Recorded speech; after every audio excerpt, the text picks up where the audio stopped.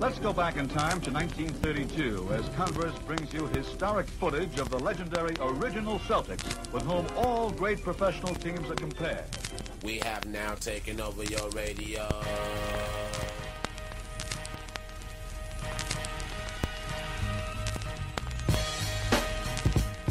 Richie Guerin is about to show you the most important step in getting past a man. It's the first one. And Oscar will inbound it. The men in green, the Milwaukee Bucks, that's Alcindor against Bellamy. Anderson has Jordan. Allen shakes, Gray gets two! Gilmore on Steph! Brother. Lead Toledo Artists, you get 21. 4:28 to go in the first quarter for the Cow Palace. Here's Barry. Jordan, open, Chicago with the lead! Hello, and welcome back to the Over and Back Classic NBA podcast. I am Jason Mann, and with me as usual is Rich Kraetsch. Rich, great to be back with you.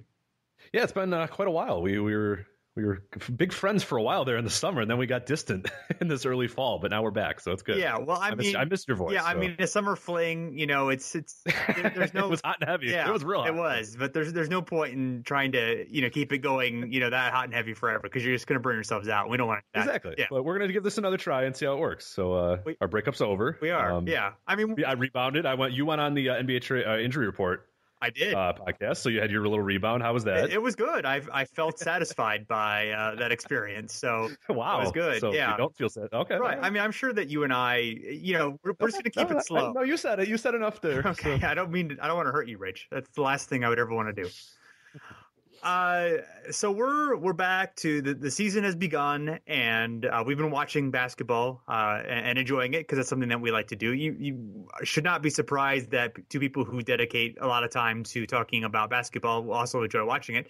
Yes. Even basketball, we're not those people who think everything was better in the 70s and 80s and 90s or whatever era you grew up in. We think the game today is played extremely exciting, better in some ways than others. All eras I think have their yeah. I used to be very much of the old eras suck and these guys, but then I've become a little bit more, and it's actually been a part of our the top 50, the post top 50 discussion that we've had. We posted our top 50 show. Had for the most part people have been pretty okay with it. We've had some few people kind of argue here and there, and some of the stuff is actually been kind of fun arguments and good level-headed arguments and that sort of stuff, which is fine. But at a certain point in my life, I just became of you know what? There's really no point in comparing the guys of today versus the guys of the 60s. I mean, there's fun of doing that and all that sort of stuff, but you shouldn't your enjoyment of today's NBA shouldn't hinder on Reggie Miller was better than here or whatever. It's who cares? Just that era is over. Move on. You had your memories and all that good stuff there. You can still think about it and talk about it and discuss and do all that sort of stuff. But your enjoyment of today's game shouldn't be lessened because of something that happened in the past or whatever. It's just as good as it's always been. I mean, the NBA in my mind is always evolving and always getting better. So for me, I still enjoy the game as much as I've always have, and maybe more than ever. Yeah, for sure. So. And we've had some sad news recently. We've lost two stalwarts of the NBA world, pro basketball world. First, Flip Saunders, the coach and general manager of the Minnesota Timberwolves, longtime coach, I believe 20th all time in wins. Really influential and successful. Flip Saunders. He died about a week ago of he died of complications from cancer, and that, it's very sad. Obviously, he seemed like a guy who was really well respected and well loved by just about everybody. Players, coaches, media. A guy who was well regarded both as a person and as a professional. Yeah, it's kind of cliche to say that, when someone dies or whatever, and you hear a bunch of interviews that nobody has anything bad to say about a guy, or you hear that stuff a lot. But everything that I heard from people talking about Flip, people just mentioning stuff, and these are people that not strictly just NBA people too. There's a local radio show here in Chicago and one of the guys that hosts the show, he used to work in the CBA or whatever, and most of his stories of Flip were back in the CBA stuff, and he was going on about, you know, just the different things that Flip would sort of teach him, and like he would do commentary for their games, and then Flip would be like, hey, what do you think? Why do you think I did this? Or because like he would hear him criticizing him because there's, you know, like 7 people in the entire audience, so you could probably hear the commentators being like, I don't understand that play or whatever, and Flip being like, well, why do you think I did this? And like instead of just sort of arguing or doing that, sort of learning the game with them and just being a general, you know, just it seemed like that was just something that he was just great at. It was just a guy who loved the game of basketball, and if you were going to talk basketball, he'd give you the time of the day, no matter what it was. And that's really the stories I heard from everybody else, is that just, you know, if it was about basketball, it didn't matter who you were, what rank you were, what league, you know, whatever. He was going to talk to you about basketball because he loved it so much. And you get that from his players as well, is that everybody, you know, he had his ups and his downs at different stops, especially, you know, like a Washington and Detroit weren't, you know, glowing examples of him, even though I think he did quite well in Detroit and, of course, in Minnesota. Washington, okay. But, you know, it's still at the end of the day, all the players, they all speak highly of him. Like, you really do not hear anybody say that they didn't enjoy Flip. And you remember that at the time, too, that nobody really had bad things to say about Flip when he was around as well. So that's just a testament to the guy and the character. And when you see that, like yesterday, I know the Timberwolves had like a tribute video, and you see that none of the players, none of the coaches could like stop crying. And like, that's how you know it's not just like okay, we have to do due diligence, and you know, but these are guys that generally cared about him, and that's great to see. And it's just awesome. And it just sucks because he was a guy who,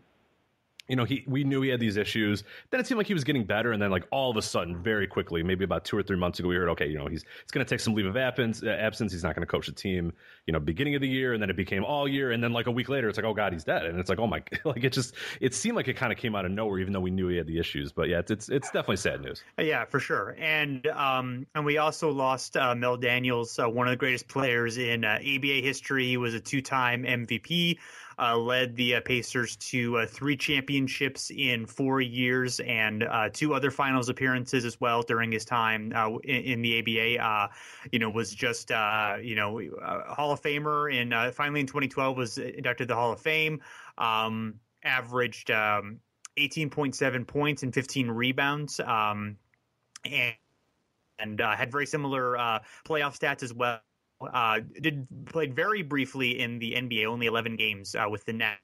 Otherwise, was pretty much all just only in the ABA. But one on the short list of greats in that league, and we've lost too many. Relatively, he was 71, so he was older. But several players who were stalwarts in the 70s and 80s, and unfortunately have passed us by after Daryl Dawkins and Moses Malone as well. Yeah, it's been a bad year for like all ABA team guys. It's sad, but I mean, it's going to be unfortunately a reality of we're getting to that time now where a lot of these guys are going to pass and it's stuff, and it sucks because it's guys. But the good thing, like we always say when guys pass away, there's not really any silver lining. But like always, people sort of then go back and research and look at these guys' careers or whatever. And I saw that a bunch of people going, oh, here's facts about Mel Daniels. Here's this thing about Mel Daniels. Hey, Curtis Harris Rose, things like that, which is pretty cool to see. I mean, it sucks that it has to be a guy's death that makes that happen, but it's nice to see where people sort of then educate themselves on that player. You wish it could happen when they're alive, but it's a somewhat of a line, a silver lining to an otherwise bad situation. But yeah, it sucks. Yeah. Too many deaths. Yeah. But so we wanted to touch on those before we got to topic of our show, which is looking at some NBA records or career leaders that are in play, in jeopardy, however you want to put it. You wrote a piece for this in the HP season preview, and we're gonna talk more in depth on some of the things, just some of the subjects. So what kind of attracted you to this subject?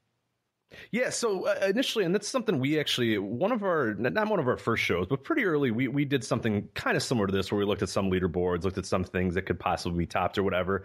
And in thinking of different things, because we had, of course, that Hardwood Paroxysm, season preview was coming out, and people said, hey, do you have any ideas of articles to write or whatever? And this is something I really said, that'd be kind of fun to kind of look at, and sort of didn't tell anybody yet, but sort of did a little bit of research. And then I realized there's a lot of records, and especially guys this year in particular, with guys like a Kobe Bryant, who we're assuming will retire at the end of the year, Kevin Garnett, who all assumption is that he'll, obviously retire at the end of the year. And those two guys, I mean, you look at the number of records that those guys have a chance, and we're going to talk about here, to break, and leaderboards to top and people to pass and all that sort of stuff. It was like, man, it's going to be a long time before we get like that sort of confluence of talent retiring at the same time. And that's, there's a few other guys as well that we're going to talk about that have a good chance of maybe, retiring or leaving pretty soon. So that was something that I just said, I'm not going to have this chance again. In 3 years, I don't know who's going to retire that's going to make as big of an impact. Whereas these are like legendary, all-time great, top, obviously top 50 guys, both guys that we listen to are top 50. They're going to be retiring in the same year.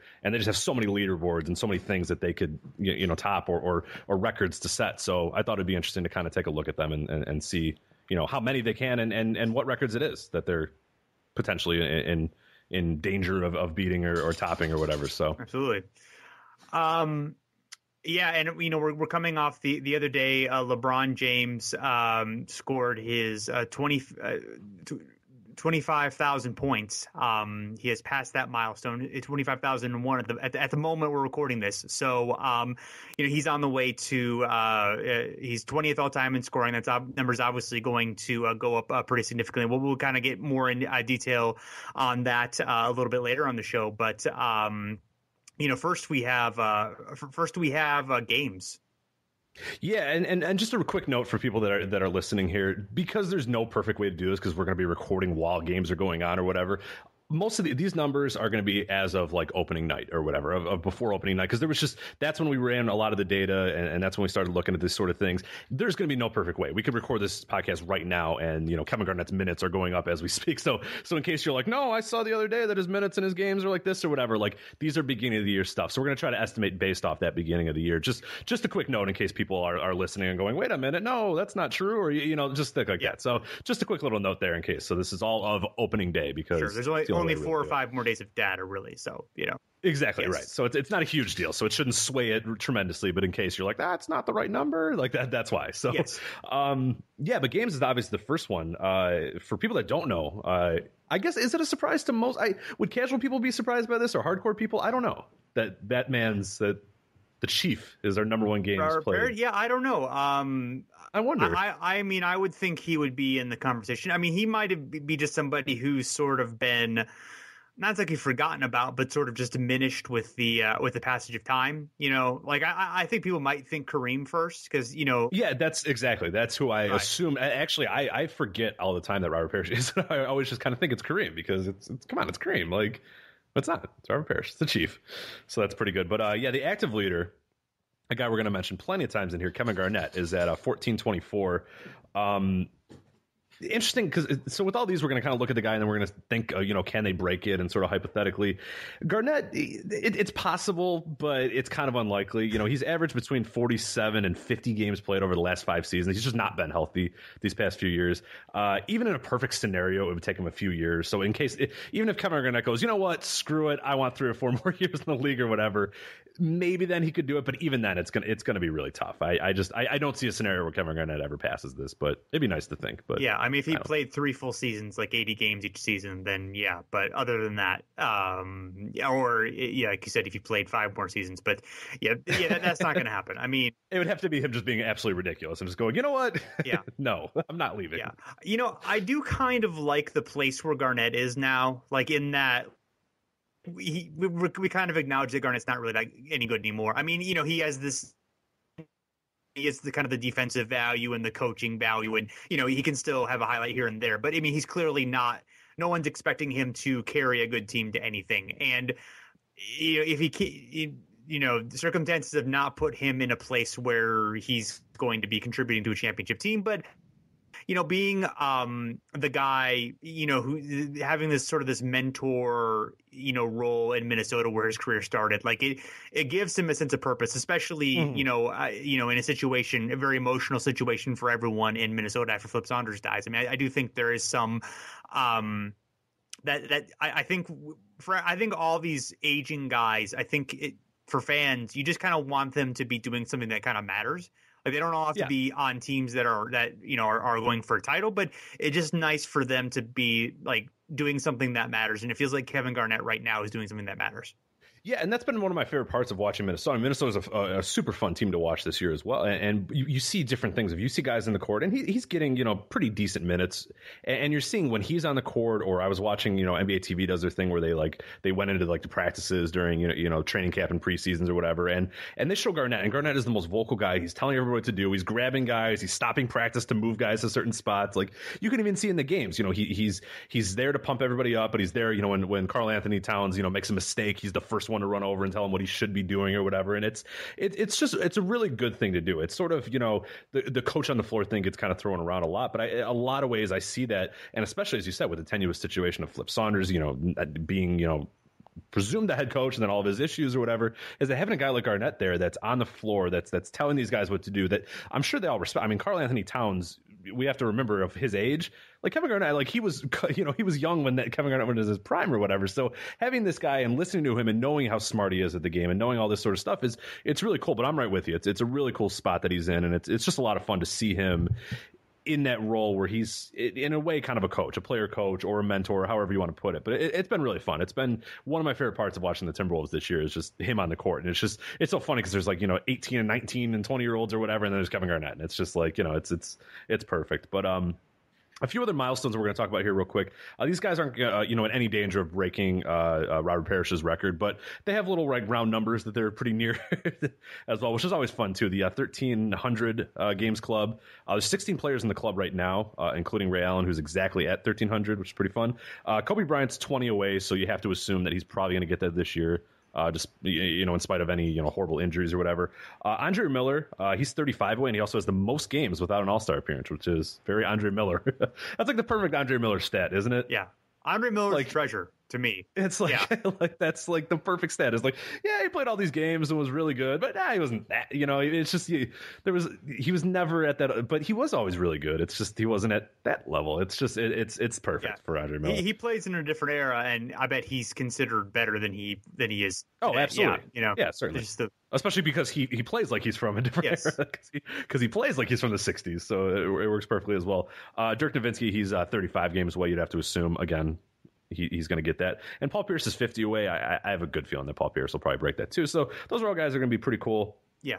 As well, the 1,100 crew, you got Joe Johnson. He's 38 away, so that should be pretty easy for him. And then you kind of had a little bit of a side note, and I guess it was a discussion that we were talking about on Twitter a little bit as well, is that Joe Johnson might make the Barrel Basketball Hall of Fame one day. Yeah, this is a stretch. And I'm not saying that I think Joe Johnson deserves to make the Hall of Fame, but I think Corbin Smith brought it up. Just as sort of this is kind of crazy idea that, Joe Johnson could be a future Hall of Famer. But, he has 7 All-Star appearances.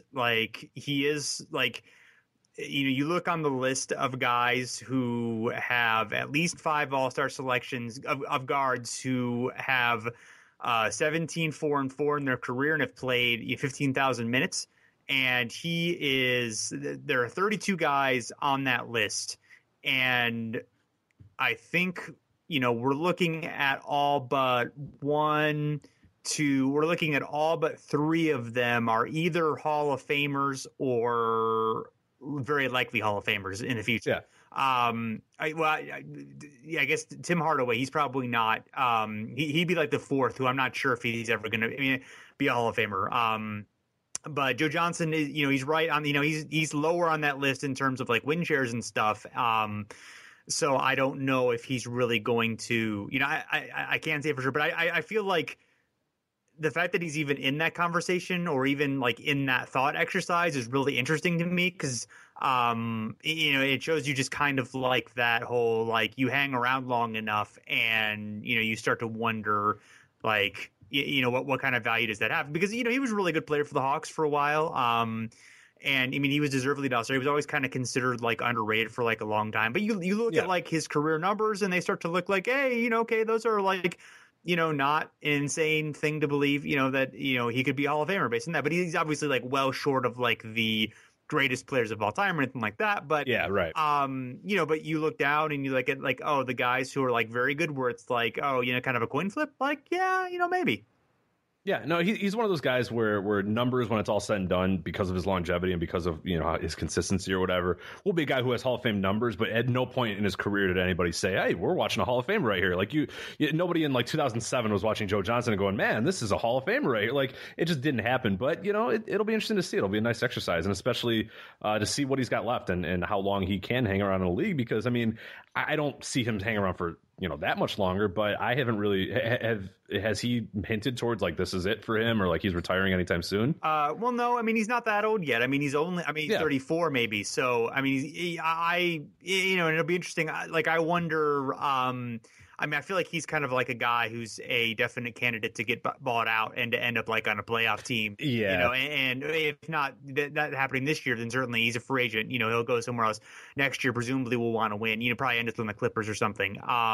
And I wonder, if he makes a big run for that as like the fourth guy, if that helps him, at all, if that, changes it. But you compare like his numbers to like somebody like Gail Goodrich, and he's like, like they're close to identical, or he's they're like he's kind of like close to that level, at least production wise. Whether he on the court is a different matter, but and Gail Goodrich is a Hall of Famer, so it's just I don't know, that just made me, I felt like that was kind of worth discussing, even though we don't have any conclusions. So no, absolutely. Move on to minutes played here. Career leader right now, of course, Kareem Abdul-Jabbar. So he does have that mark. Robert Parrish has the games, but Kareem Abdul-Jabbar does have minutes played. The career active leader is Kevin Garnett, of course. As far as can he break it or not, I'd say he has no, it's not going to happen. Sorry. Well, Kevin Garnett, he's got a really good chance of passing Elvin Hayes, fourth all time, and Hayes famously, as we talked about many times on this podcast, exactly 50,000 minutes. Sort of sideshow-ish that he got 50,000, but hey, it works out anyway. But he has almost no chance of catching Kareem for all time. Kevin Garnett, he needs about a little over 7,500 more minutes to claim the top spot. And given that he's had that figure, or given that he's had about 8,000 over the last 5 years combined, like, again, it's a thing where Kevin Garnett just has to go nuts and say, no, I want 5 more years in this league so I can get the games and the minutes played record. Like, that's really the only hypothetical situation where he does that. But yeah, again, right on the top of that leaderboard, but no, he's never going to top Kareem. Kareem's gonna be a tough one to really catch for anybody, but we'll see. There's time for a few guys, and we'll talk about some guys coming up later that might have a chance, but that's a pretty safe record for right now. Yeah, I mean, the trend is obviously to play fewer minutes. So exactly. I just don't know if any current superstar is ever going to get that where they just play every single minute of every game. Like it's not realistic. Yeah. That's a pretty amazing, combined playoff and regular season minutes, because he played almost 9. You forget about the playoffs too. He played like how many more seasons of just playoffs? Yeah, he played almost 9,000 minutes in the playoffs. So, so yeah, and he's up there in all-time playoff minute leaders. I don't think he's number one anymore, but I think he was number one up until recently. I think Duncan, I think Duncan over. So he's in. It's just we've talked about Kareem a lot before, but Kareem good. Just a remarkable thing. Just a remarkable record or a remarkable career that he had. But and another leader board position that he's on is all-time field goals. This guy's something else. Is Kareem? Yeah. Well, share the wealth. It stands to reason if you're going to have the most points, there's a good chance you're going to have a high number of field goals. So right, yes. So he's obviously the all-time leader. The career active leader, you can probably get a safe assumption if you had a guess. Kobe Bryant is the career active leader in field goals. Can he break this all-time record?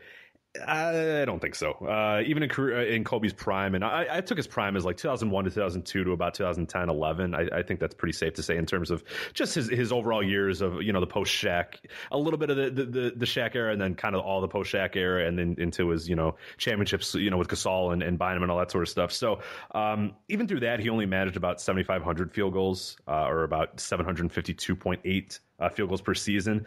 So he would need to do that pace, so match his prime pace for 6 more seasons, or just about 6 more seasons, to get the all-time leaderboard, or to get to the top of the leaderboard.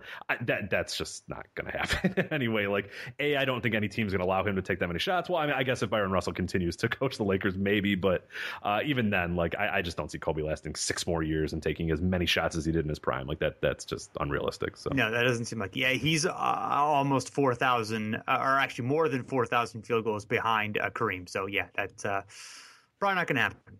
No, yeah, it'd be tough. Yeah. And Dirk is very close to 10,000 career field goals. He's only a handful. He's only a handful away. So that's going to be. He would be the 13th player to join that club. So he's going to be passing Dominique on the way to that as well. So good for Dirk. That's pretty cool. Yeah, of course, other guys with the 10,000. Ray Allen needs 433 to get there. I don't think he's going to get there. I don't think he's going to play again. So yeah, so that's going to be tough for him to do that without playing. And then Vince Carter needs 450. I don't know if Vince Carter's getting that anymore. Maybe. I don't think so. And then interestingly enough, and this is going to be a guy we're going to talk about here in a little bit more, but LeBron James, 9,000 career field goals. He is only 50 away from that mark. And he's only a little under 7,000 away from overtaking Kareem Abdul-Jabbar for that. And if you look at, his LeBron's output or his average yearly output and over the last 5 years, he has a realistic possibility of doing that. It would take 9 seasons to do it. So I don't know if LeBron has 9 more seasons in him. I mean, at this rate, it seems very plausible that he does, but things happen when you get into your 30s, and especially when he's going to be into his late 30s. But he's got a real possibility of being one of the guys that does top that record if anybody does do it in the modern history or anytime soon. But it's going to be tough. I mean, he's got to keep up essentially the pace he's had for the last 5 years, over the next 9 years, and I just don't know if that's plausible. No, I don't think so. I mean, I think he'll be. I mean, it's possible he'll be playing in 9 years, although he's had the back issues, and he's the number of guys even in today's even with today's longevity of superstars, I think that would put him at year 22 in his career. So, which would be breaking insane, or coming close to breaking some records. So, he's obviously going to not be scoring the way that he did in his prime during that time. I imagine he'll start to be a little bit more of a distributor and a little bit less of a scorer as Love and Kyrie kind of take over some of that scoring responsibility. As things go along. I mean, who knows? But that would be my guess. So yeah, that's probably not happening. No.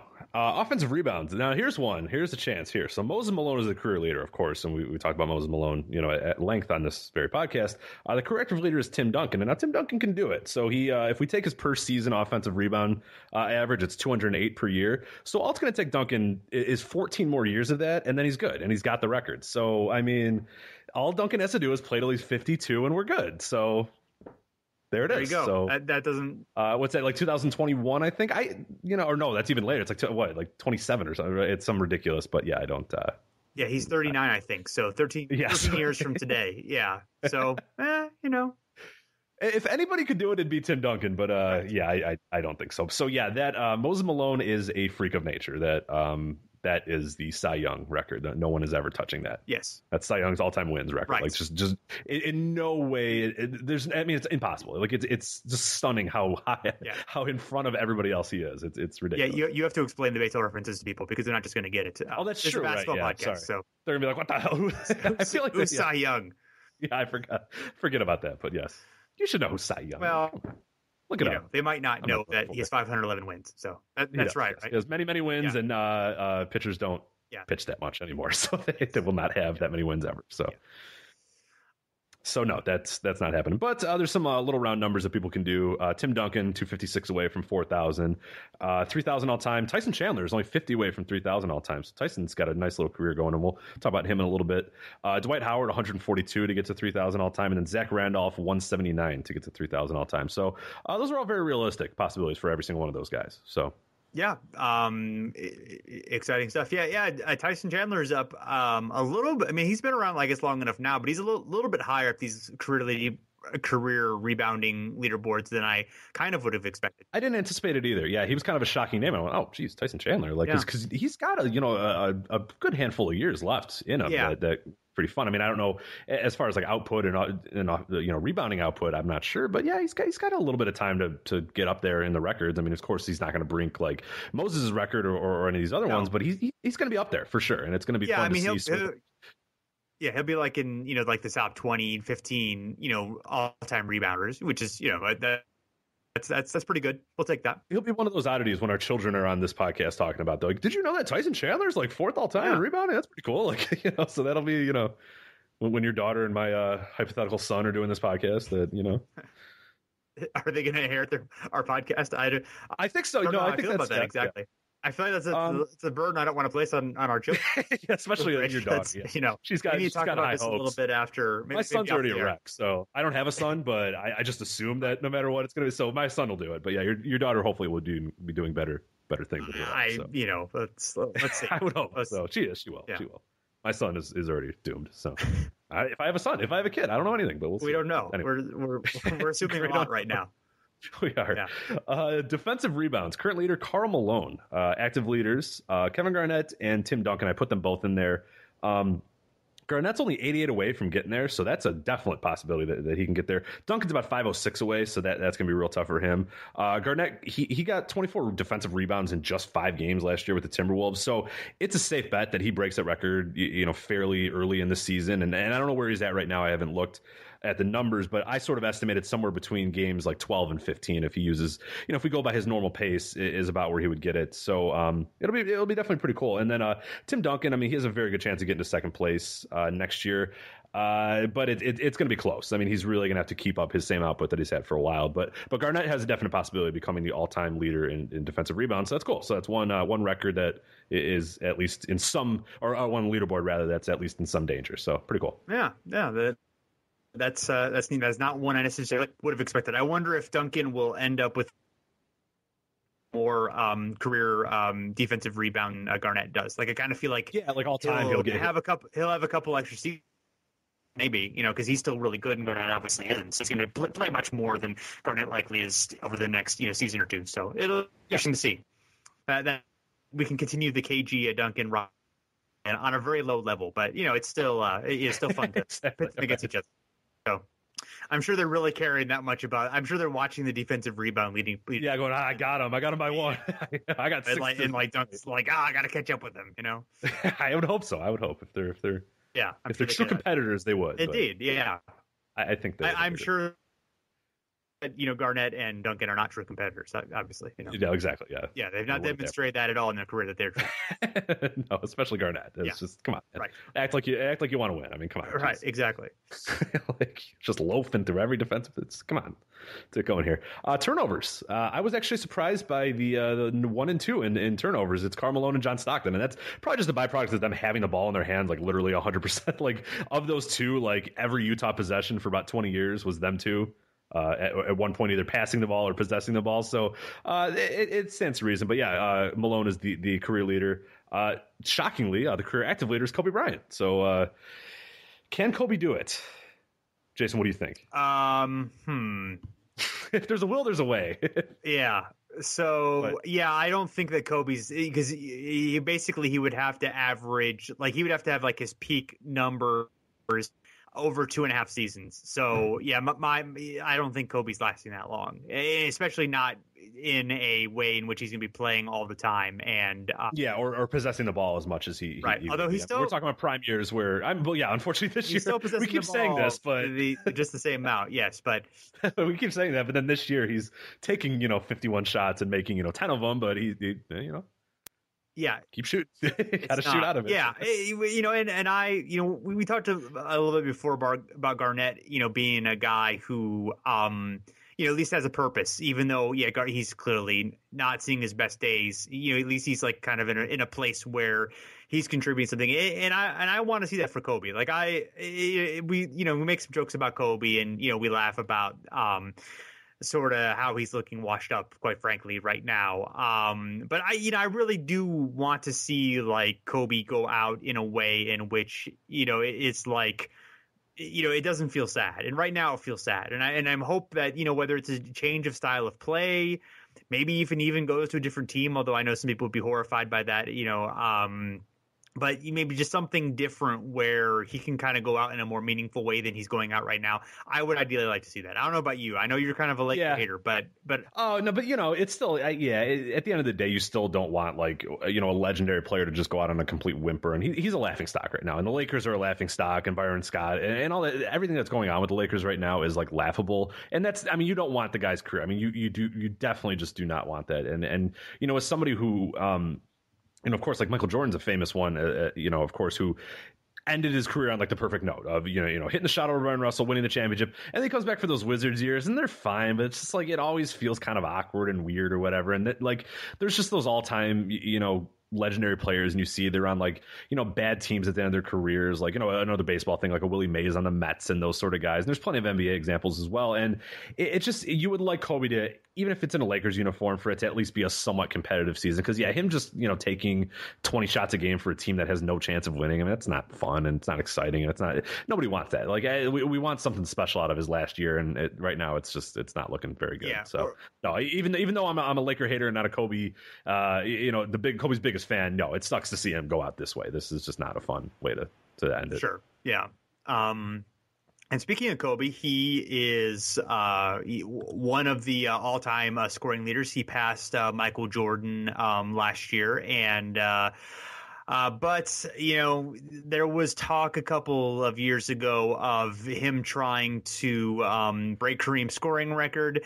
And, he's almost 6,000 points away. And, even if he were able to kind of maintain like his prime production, it would take 3 seasons. So it's going to be tough. It's not going to be tough. It's not going to happen. Yes. Yeah, it's just, and that's prime. That's efficient, super efficient. I mean, that's 81 points a game. Put the Lakers on his back, score 30 a game. Kobe, like that's not happening. Like that's just 81 points in one game, not a game.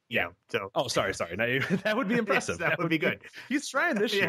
If he would just make his shots, he would get there. 81 shots a game, maybe. But another name, we mentioned LeBron as an interesting case for a few different records here, but overall points, he currently sits at 20th all time. He's a little over 13,000 away from Kareem for number one. If we at least assume that he keeps up a somewhat of a similar output that he did with his first year in the Cavs. So what I did is I looked at his career, his rookie year, where he was still kind of getting there. He wasn't the crazy efficient scorer. He wasn't his prime. If he does that for 8 more seasons, he'll have the record. So if he can just be as good as he was his rookie year, he'll have the record. Even if he dips to career low in points, it'll take him about 8.5 to 9 years to do it or whatever. So it's. He's only 30 right now. We're talking about some injuries, and obviously his back is an issue, but he's 8 or 9 years away from kind of just sort of being somewhat of the similar output you're doing now. It's a possibility, but I mean, it's tough. It's going to be real tough to do. It's just a minute load and the usage and all that sort of stuff is just, it's going to decline. I mean, it just has to, especially when we're talking, he's going to be 39, 40 years old. I mean, you just cannot imagine LeBron, scoring 23 a game when he's 40. Like that's just, it's hard to believe. And I just don't think it's going to happen, but he's an interesting one to keep an eye on for. Yeah. I mean, I think number 2 is certainly in play. Definitely number 3. He would pass Kobe in that case. Malone has almost 37,000 points. Kareem has 38,387 points. So, I don't. I think Malone is definitely doable. I think he's. I don't know if I quite call it likely, but I think there's a good chance of him being number 3 all time, which is amazing because LeBron. I mean, he does so many great things so well. I mean, great passing, very good rebounding, just, versatile, great defender. I mean, it's all of these things. Like, he's not necessarily even like primarily known as a scorer, yet he is one of the greatest scorers of all time. Yeah. Oh, he's going to be just such an interesting when his career is all said and done. It's going to be like, top 5, he's going to be, top 5, top 10 in like so many different categories. Yeah. It's just going to be stunning. I didn't have a chance to check it, but I think that he has a chance to become the first player to have 10,000 points, rebounds, and assists. Yeah, we had somebody on Twitter that said, I didn't get a chance to look at it, but somebody said that he might be the first to get 10K, which would be just insane. But it speaks volumes to what his career has been. So, if anybody has to do it, he's a good one to do it. So, nice little round numbers, 26,000. Only 13 players in history have achieved this. Tim Duncan's 26 away, so he might have actually already gotten that. I don't know what his scoring's been like this year, but he's probably already been there. Though I didn't hear anything about it, so I guess he probably hasn't. Kevin Garnett, he's 51 away. That's definitely possible, or presumed that's going to happen. And then Paul Pierce is 101 away. So there's we should have some new company in that crew and that guy. And that's going to be, I mean, all those guys are absolutely deserving. That speaks volumes to a guy like Paul Pierce is one that we, the top 50, we were talking about him, and some people took a little bit of issue with him being in our top 50 and stuff. I mean, you look at the guy, I mean, he's going to be one of 16 players all time to reach that point plateau. I mean, that's significant. I mean, there's no other way around Absolutely. it. Duncan also just passed the number of wins on a single team, and I believe that he and Manu and Parker just became the winningest big three of all time. Yes. So that's... Go them. Tim Duncan doing some good things. Yeah. That's why this year's perfect. Like, you know what I mean? Like, there's just so much this year, and that's why we're doing this, and why I think it was so important to write that for the preview as well, is because it's just such a confluence of talent right now that's at the apex of their career or at the end of their career. We'll move on to field goal percentage here. Again, Tyson Chandler is an interesting one. Artis Gilmore is the all-time leader at 59.9. Tyson Chandler is right behind him. If he can maintain his 5-year field goal average, which is about 64.8, he'll break Artis Gilmore's record pretty easily. So if he can just kind of maintain what he's done the past 5 years, Chandler, he'll break that record. And what's actually pretty interesting is he only needs a field goal percentage above 61%. To take that crown, and then he's basically done that 6 times in his career and 4 times in the last 5 seasons. So pretty much from the time when Tyson Chandler kind of figured it out with the Mavericks, he's been that crazy efficient at scoring and that sort of stuff, or at the at field goal percentage. So there's a very, very, very real possibility that Tyson Chandler is your all-time field goal percentage leader. Of course, that's not as like a historically great of a stat, or it's renowned as all-time great or whatever, but that's still pretty cool for a guy that you never really would assume it's Tyson. It's kind of just Tyson Chandler. Like, you don't assume that he's the most efficient scorer of all time in the NBA, but he's very much there, so it'll be interesting to see. Yeah. And you mentioned, the idea of Dwight Howard doing it, because he's definitely a candidate where he could, if he averages, I guess, 62% from the field, he could take that title. But the issue is that he hasn't reached that point since, 2010, which was, one of his best years in the league. Yeah. I do think that there is a small chance that Howard starts having less of a role on offense. So, he's not getting the ball as much, he's not taking as many shots, but he would probably be more efficient in that role. If he's not, if they're not really going to him in the post, he's just doing like kind of the pick and roll thing and just, scoring on, off of rebounds or off of, basically not really, like I said, not using that many plays, but just, whenever being Tyson Chandler, right? Being more like Tyson Chandler. There you go. Thank you. Yes. I think that, for a while, teams ran plays for him, and they said, "You know what, Tyson, do a pick and then run to the basket, and we'll pass it to you sometimes." And then he went, "Okay." Right. Yeah. So I wonder if he kind of would reach that point, but then again, he might not have the number of attempts where he would kind of get to that. It's gonna be interesting with Howard just because of his health and the explosiveness is kind of gone, and he hasn't really shown yet that he can sort of transition to something different or transition to being a different player than he was in his prime. He's just sort of kind of trying to do the same stuff he did before, but just a lot slower with it. But yeah, he'll be an interesting one. I think he's a definite possibility to do it, though. I definitely see that, and it might not be next year or the year after that, but down the line as a guy who, I think you present a very good case that if he just sort of alters his game a little bit, has a real chance of doing it. So interesting to see.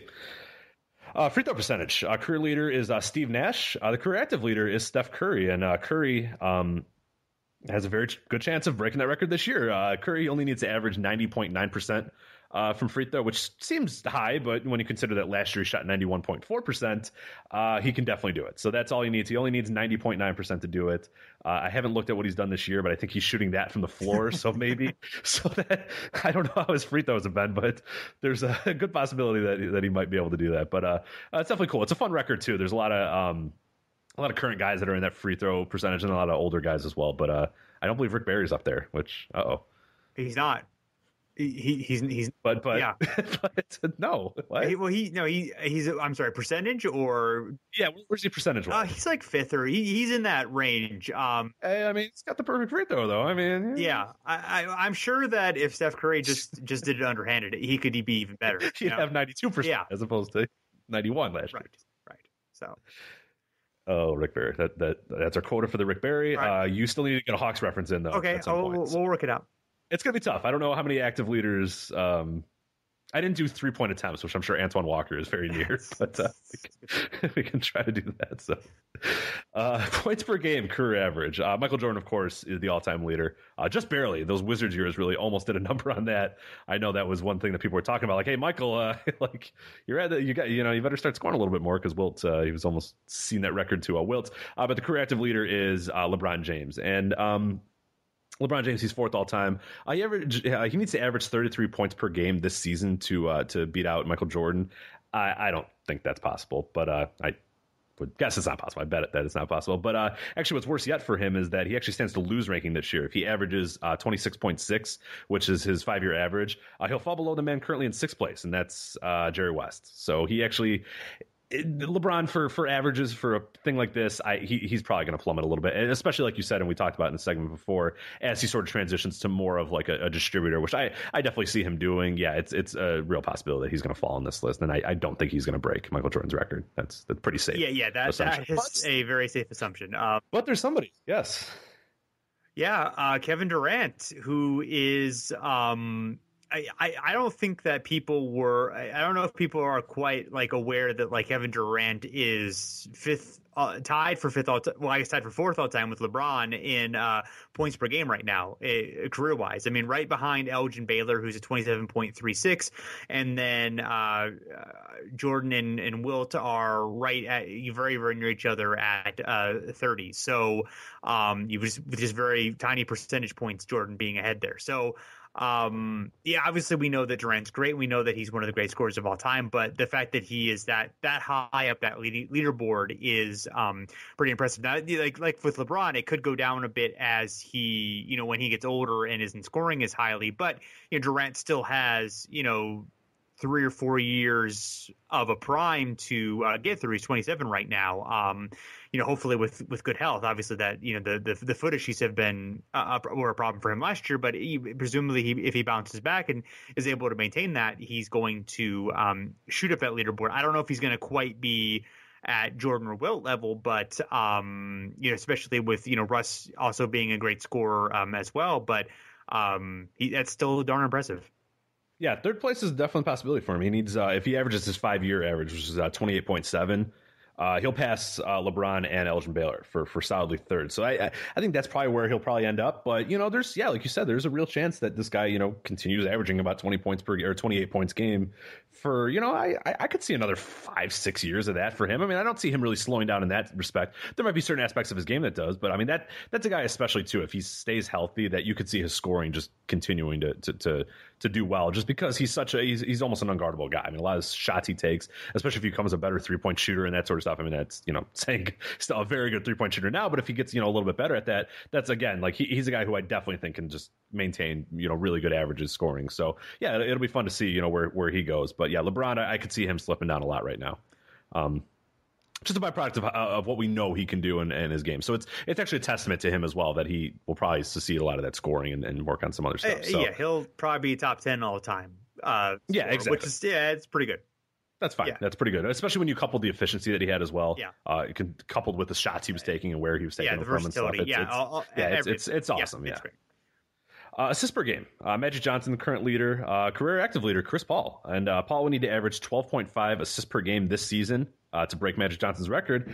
It's not impossible. That average has only been accomplished 13 times in history, though, the 12.5 assists per game for a season. It was 6 times by John Stockton, 5 times by Magic, once by Isaiah Thomas, and once by Kevin Porter. So I don't know. I mean, given the Clippers, I mean, there's a chance that Chris Paul could, but it's a rare feat if he does do it. But it'll be interesting to keep an eye out for him and his averages this year. But not likely, but possible. Yeah, it is possible. I was just looking at what his career high per game. It's 11.6 per game, which he did. Yeah, and that was one of those New Orleans years, right? Yeah, and those were kind of padded. By although last year it was down to 8, but the 2 previous years was 10.7 and 10.2. So I'm sorry, this year so far he is in 4 games he is 8, so down a bit. But I mean that's 4 games, so that's obviously not necessarily meaningful. So that'd be interesting. That is pretty. Kevin Porter being on that list is. Yes, I was kind of shocked. I was like, yeah, Johnson. Okay, Kevin Porter with the Pistons, I believe, right before Isaiah came along. That was not a good team. That was like the '79 Pistons, the one that was really bad. I think like 13 wins or something like that. I think you're correct. Yeah, I think much that's right. Like the 2004-2005 Hawks. There it is. Yes. You used a not good team reference to get to sneak the Hawks in there. Yeah, we only have 2 more to go, so it was going to be tough for you to do that. So that's tough. I have some experience in this podcasting game. You know, I'm no rookie. You're pretty good at this. So the last 2 here, player efficiency rating PER. Current leader is Michael Jordan. LeBron James is the current active leader. Can he break it? If he maintains his 5-year average, 29, which is PER past 5 years, he'll fly past Jordan, who's at 27.91 as mentioned. Really, the only way that LeBron doesn't become the all-time leader is in under 28.1 PER season. He did achieve that last season.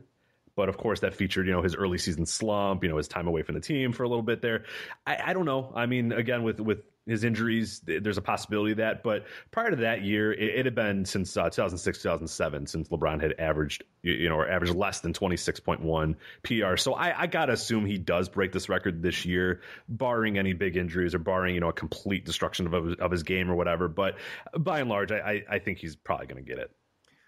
Yeah, I don't know. I mean, I think there's definitely a possibility he gets it. I do think that I don't know if I feel like I mean with all the with all the stuff we've already kind of talked about, I think there's a kind of an equal chance either way that maybe it just this is his standard now. He's still maybe really last good. year was right. Yeah, that's just kind of who he has become now. It's still really, really great, but it's not like the transcendent player that he was. It's just like it's a slightly less transcendent. I mean, still great in other ways, and even like Jordan in his 30s, even though he wasn't as productive, he was arguably a better player because he did a lot of those things that don't show up in the box score, and LeBron might be the same way. So but I'm not sure if which PER its strength is that it shows production, and it shows production kind of like on an equal playing field when it comes to pace and those things. So I think there's a decent chance that LeBron's PER is lower because he's not going to be as productive, but I still think there's a chance he could be better because of some of the other strengths in his game, and because he's probably going to be on a better team this year. Yeah. Absolutely. And then we'll finish here with usage rate. Michael Jordan, again, is the all-time leader in usage rate. The current active leader, Dwayne Wade, interestingly enough. Can he break it? I don't know. He would need a usage rate at or above 34.5% this year to unseat Jordan. Looking at his career averages, it's a possibility, especially with this Heat team, but I don't see it as all that likely. Another guy, though, that's actually, interestingly enough, he's not the current active leader, but Kobe Bryant, again, that we mentioned, he only needs a usage rate at or above 34.8% to top Jordan, and he did that last year, and he's done that 3 of the last 5 seasons as well. And given the current outlook of the Lakers, he could probably do it this year too, barring major injuries or anything, or just a complete rebalance in the way that team's going to operate and their psyche and all that sort of stuff, or if he goes to another team or whatever. But, on this current Lakers team, at the way he's doing it, he could do it. Yeah. Carmelo, LeBron, Westbrook, and Durant also are all in the top 10 on this list. It's interesting that we have like a, ball sharing pace and space era, yet we have all these guys who are among the top 10 all time in usage. That's sort of an interesting dichotomy to me. I don't know exactly what it means, but I think it's interesting. Yeah, it's Iverson is on that list as basically all these 2000 guys, and then Jordan is number 1, and then Dominique and George Gervin are 9 and 10. So I don't know. That's interesting debate. Yeah, maybe it's a topic for another show. Maybe. Because that's interesting. Yeah, it's hard to unwrap there. And granted, the pace and space is a more last 3-year phenomenon, and these guys are obviously have accumulated their accolades in the early to mid 2000s when the game was somewhat different. So we haven't yet had time to kind of account for that, I guess. But Anyway, yeah, I don't think Wade's probably going to be as much of a. I think his usage rate will go down because Dragic is there, and there's more mouths to feed there, and I don't think Kobe's going to play enough where it's going to where he's going to be able to catch it on that. But it's an interesting thought nonetheless. Yep, absolutely. And that's it for this. So there's a bunch of other stats and numbers and all that sort of stuff that we were going to do. Of course, we can't do like a 9-hour podcast, unless you want us to. Then we will. I mean, preferably pay us. I'm not going to do 9-hour. I would have to be paid a reasonably significant amount of money to do a 9-hour. Yes. So there's plenty of stuff to do, but that's it for today. But if you guys unearth anything else that you find or an interesting one that you saw or someplace, let us know at Over and Back NBA. We'd love to hear it because we're really interested in this sort of stuff, especially myself. Just really love kind of looking at this and doing this dive or whatever. So yeah, if you see that at Over and Back NBA on Twitter, let us know if you see it, or overandbacknba.com, our forums as well is a good discussion point to do that as well. But yeah, it was fun. Yes, definitely. And you can of course find us at hardwoodparoxysm.com. We are part of the HP Podcasting Network. You can find both the Over and Back iTunes feed and the HP iTunes feed on iTunes, of course, which, we would love to subscribe and leave us a rating and review that helps other people get to know what we're all about. And we, of course, we're here to have people listen to us. So anything you can do to help us out on that would be greatly appreciated. And until next time, thanks for listening, and we'll be back again soon.